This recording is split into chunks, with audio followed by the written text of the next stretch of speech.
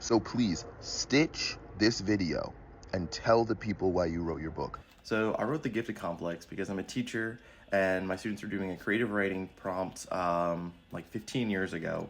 And I was going through the process with them. When you're teaching writing, a lot of times you model it and you go through the process with them to teach them the steps and everything.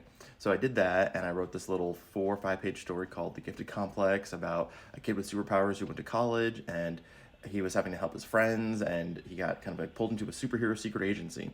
And I wrote the little story, I drew pictures for it, I used construction paper to make the cover, like all that. And I shared it with my students, and they were like, Mr. V, this is so cool, you should become a published author, you should publish this and people would love it, right?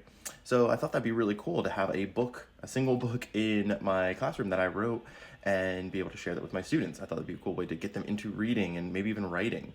And so I did, I published it, and I found myself like falling in love with the whole process. And so I wrote a whole series based off of this one book because I just kind of fell in love with the process of writing. And so now I have a 10-book superhero series.